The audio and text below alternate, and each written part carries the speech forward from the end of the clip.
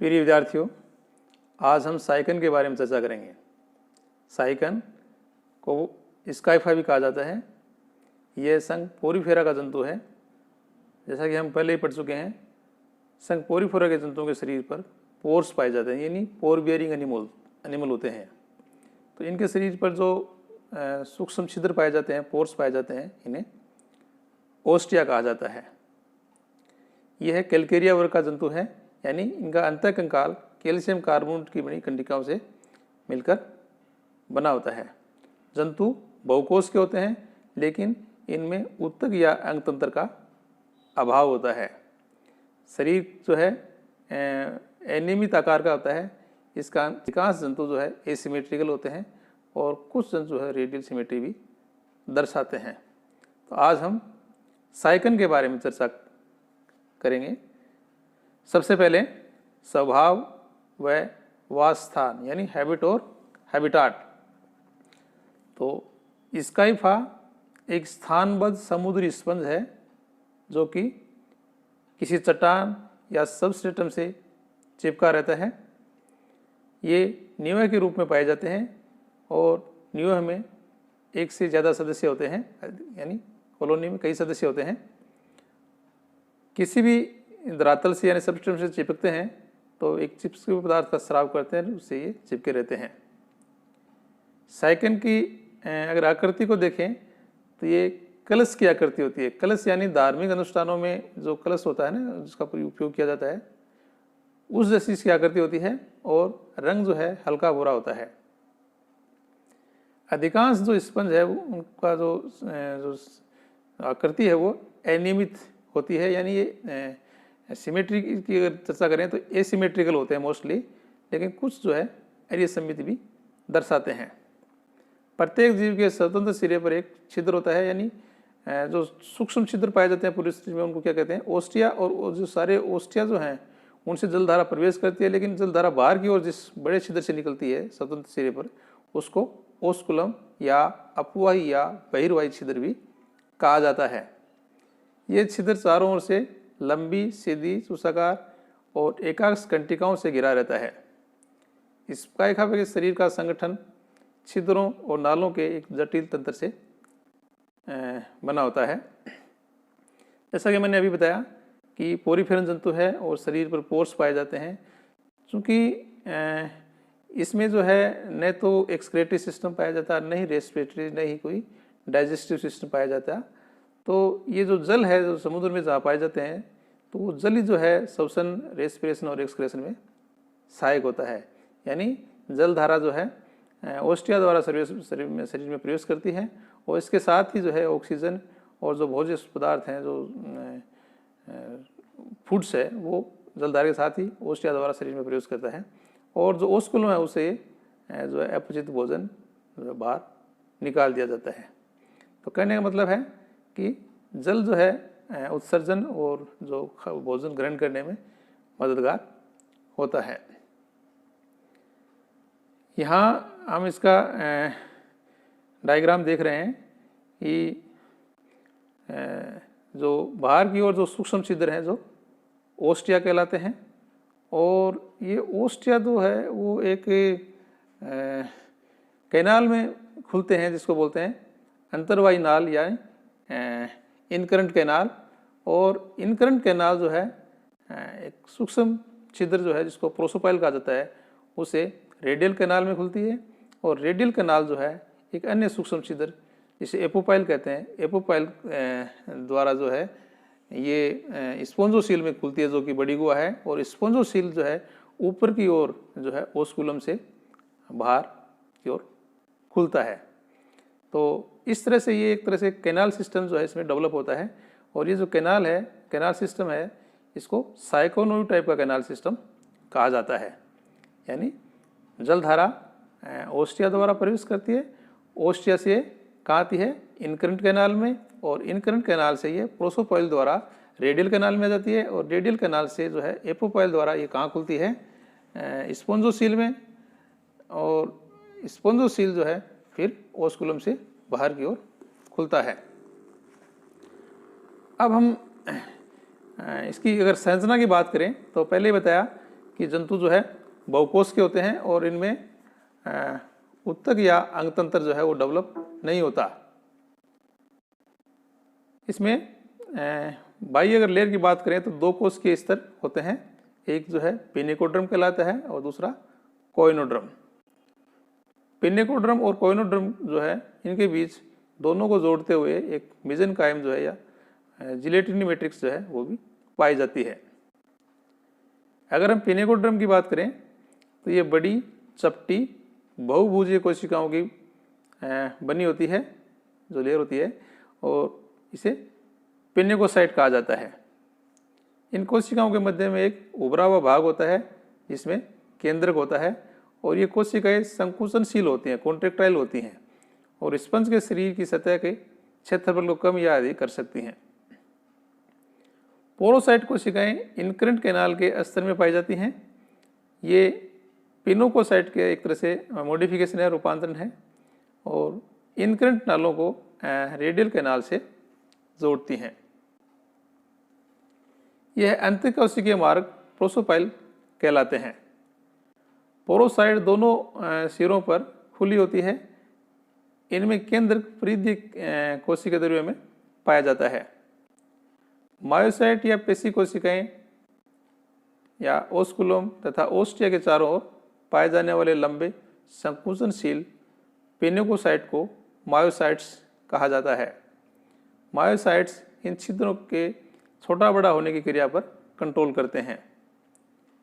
अब हम दूसरी लेयर की बात करें कोइनोड्रम की, तो कोइनोड्रम पैरागैस्ट्रिक गुहा को आश्रित करती हैं एक तरह से और इसकी रचना को कोइनोड्रम कोशिकाओं से ये बनती है, मतलब इसकी रचना जो है कोइनोड्रम कोशिकाओं से होती है। कोइनोसाइट कोशिका गोल या अंडाकार होती हैं। इनमें एक केंद्रक, 1 या 2 संकुचनशील दानी, खाद्य दानियाँ और आधारी कण जिन्हें काइनेटोसोम कहते हैं वो होते हैं। काइनेटोसोम से एक लंबा फ्लैजेला बाहर की ओर निकला होता है और फ्लैजेलम के आधार के निकट चारों ओर कोशिका झिल्ली का एक पतला कॉलर होता है, इसलिए इन कोशिकाओं को कॉलर्ड कोशिकाएं भी कहा जाता है। मेसेनकाइम की अगर बात करें तो पिनिकोड्रम तथा कोइनोड्रम के बीच दोनों को जोड़ते हुए मेसेनकाइम या मध्योजक है वो पाया जाता है। ये जिलेटिनी मैट्रिक्स होता है, जिलेटिन का बना, और इसमें कई प्रकार की अमीबा के समान कोशिका पाई जाती हैं जिन्हें अमीबोइड सेल्स कहा जाता है। ये विविध प्रकार के कार्य करती हैं और ये जो अमीबोइड सेल्स हैं वो निम्न प्रकार की होती हैं। एक जैसे आर्कियोसाइट्स अविभेदित घूर्णीय कोशिकाएं होती हैं। इनमें सूडोपोड या कुंठित यानी एक तरह से आगे कुंद होते हैं और केंद्रक जो है बड़ा होता है। इनके अगर कार्य की बात करें तो इनका कार्य भोजन और उत्सर्जित पदार्थों को इधर उधर ले जाना होता है।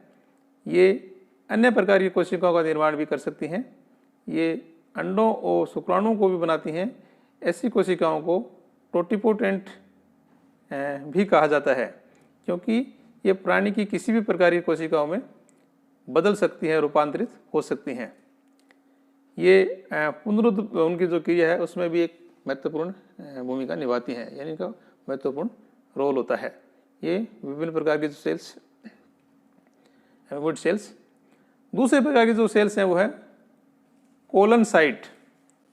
अधिकांश एमिबोसाइट में शाखान्वित कूटपाद होते हैं, यानी जो एक तरह से सूडोपोडिया होते हैं, एक तरह से उस जैसी स्ट्रक्चर की जो कोशिकाएं होती हैं वो ब्रांच्ड होती हैं जो प्राय परस्पर जुड़कर एक बहुकेंद्र की जालिका यानी सिंशियल नेटवर्क का निर्माण करते हैं। ये योजयुक्त कोशिका या श्लेष्मा कोशिकाएं यानी कोलेनसाइट भी कहलाती हैं।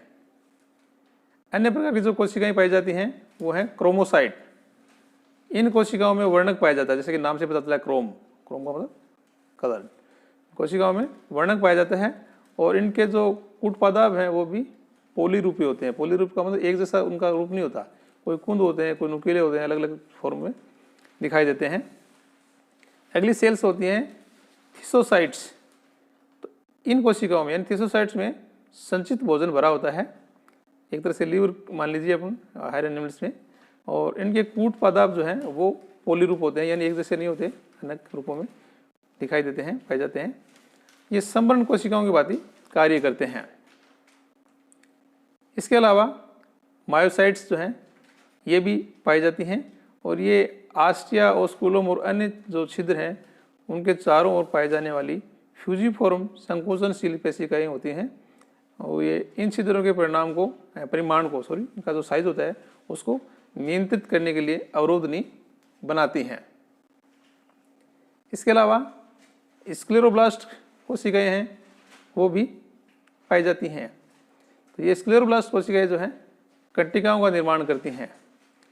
निर्मित कंटिकाओं की प्रवृत्ति के अनुसार इन्हें कैल्कोब्लास्ट, सिलिकोब्लास्ट तथा स्पिंजियोब्लास्ट कहा जाता है। यानी कैल्कोब्लास्ट का मतलब कैल्शियम कार्बोनेट की कंटिकाएं, सिलिकोब्लास्ट यानी सिलिकन की जो कंटिकाएं उनका निर्माण करने वाली, और स्पॉन्जिन फाइबर का जो निर्माण करने वाली सेल जो है स्पिंजियोब्लास्ट कहलाती हैं। इसके अलावा ग्रंथिल कोशिकाएं भी पाई जाती हैं, ग्लैंडुलर सेल्स। तो इनमें एक प्रकार से चिपकने वाले पदार्थ का सिक्रेशन होता है। ग्लैंडुलर सेल्स जो है वहाँ उनसे जो चिपकने वाला पदार्थ है उसका सिक्रेशन होता है, और ये शरीर तल से एक लंबी लड़ी द्वारा जुड़ी रहती हैं। ये जंतु को आधार तल से चिपकने में मददगार होती हैं। तो किसी भी जो सबस्ट्रेट से जंतु चिपकता है तो उससे चिपकने के लिए जो सिक्रेशन है वो ग्लैंडुलर सेल्स ही सिक्रेट करती हैं। तो इस कारण से जंतु जो है किसी सबस्ट्रेट से चिपकर जो है अपना जीवन व्यतीत करता है, क्योंकि जंतु जो है कैसे होते हैं, समुद्री होते हैं, स्थानबद्ध होते हैं और निवयी होते हैं। अगर जर्म सेल की हम बात करें, जो जनन कोशिकाएं हैं वो भी इनमें पाई जाती हैं। तो स्पंजों में जो ओवा और स्पर्म जो है वो आद्य कोशिकाओं का रूपांतरित रूप होते हैं, यानी जो प्रिमिटिव सेल्स हैं उनका एक तरह से मॉडिफिकेशन होते हैं। कुछ जंतुओं में ये कोइनोसाइट के रूप में जो है मॉडिफाइड कोइनोसाइट जो सेल्स हैं उनका एक तरह से मॉडिफिकेशन होता है। तो ये जो आज हमने अभी बात की कि अगर स्ट्रक्चर की हम बात करें इसकी, तो इसके अंदर जो है पिनेकोड्रम और कोइनोड्रम और इसके अलावा जो है कई प्रकार की जो कोशिकाएं हैं वो भी पाई जाती हैं। तो इसके अलावा इसका जो अंतःकंकाल हम बात करें, जैसे मैंने पहले बताया था कि जो पोरिफेरन जंतुओं में जो है अंतःकंकाल है वो कैलकेरियस हो सकता है, स्पॉन्जिन फाइबर का हो सकता है, या सिलिकॉन फाइबर का हो सकता है, अलग अलग होता है। लेकिन साइकन जिसके बारे में हम यहाँ चर्चा कर रहे हैं उसमें कैलकेरियस एंडोस्केलेटन पाया जाता है। तो जो कैलकेरिया वर्ग के जो जंतु हैं उन सभी में कैल्शियम कार्बोनेट की बनी कंटिकाएं जो हैं वो पाई जाती हैं, और वही एंडोस्केलेटन का निर्माण करती हैं। ये जो कैल्शियम कार्बोनेट की जो कंटिकाएं हैं ये शरीर के भीतर एंडोडर्म और एक्टोडर्म के जो है बीच में उपस्थित जो मेसेनकाइम है उसमें पाई जाती हैं, और ये कंटिकाएं एक तरह से कैनाल जो सिस्टम है, इसका नाल सिस्टम है, उसके साथ जुड़ी रहती हैं, उससे संबद्ध रहती हैं। कुछ जो कंटिकाएं हैं वो बाहरी सतह से बाहर भी जो है निकली होती हैं एक तरह से, और इन कंटिकाओं का निर्माण जो है ये स्काइफा है, इसकी मेसेनकाइम सेल में उपस्थित विशेष प्रकार की जो कोशिकाएं हैं वो करती हैं। तो ये जो कोशिकाएं हैं इनको कंकजन कोशिकाएं या स्क्लेरोब्लास्ट कोशिकाएं कहा जाता है, जिसके बारे में अभी पहले बात की अपन ने। और आकार और आकृति के आधार पर अगर साइकन की जो कंटिकाएं हैं उनकी हम बात करें तो इनको आकार और आकृति के आधार पर जो है 3 भागों में बांटकर हम अध्ययन कर सकते हैं। जो इसका कंटिकाओं का जो विभेदन है, यानी इनका जो डिफरेंट टाइप में जब हम डिवाइड कर रहे हैं इनको, तो उसका जो आधार है तो उसमें पाए जाने वाली जो रेज हैं वो होती हैं, जैसे मोनिक्सोन स्पिक्यूल्स यानी एक किरणीय कंटिकाएं, एकाक्षीय कंटिकाएं एक और निकली होती हैं एक तरह से। इसी तरह से ट्रैक्शन स्पाइक्यूल्स यानी त्रिकिरणीय कंटिकाएं, त्रिअक्षीय कंटिकाएं, और इसके अलावा टेट्रोक्सोन स्पिक्यूल्स यानी जो कंटिकाएं होती हैं वो चतुर्किरणीय प्रकार की होती हैं, या चतुराक्ष जो कंटिकाएं हैं वो भी कहलाती हैं। तो इन जो कंटिकाओं की नाल तंत्र के संदर्भ में अगर बात करें तो ये एक निश्चित व्यवस्था में व्यवस्थित होती हैं। तो आज हम जो है जो साइकन है उसके हैबिटाट और उसकी जो संरचना है, आंतरिक जो संरचना है, उसके बारे में हमने सामान्य जानकारी प्राप्त की। उम्मीद है ये लेक्चर आपके लिए यूज़फुल होगा। Thank you.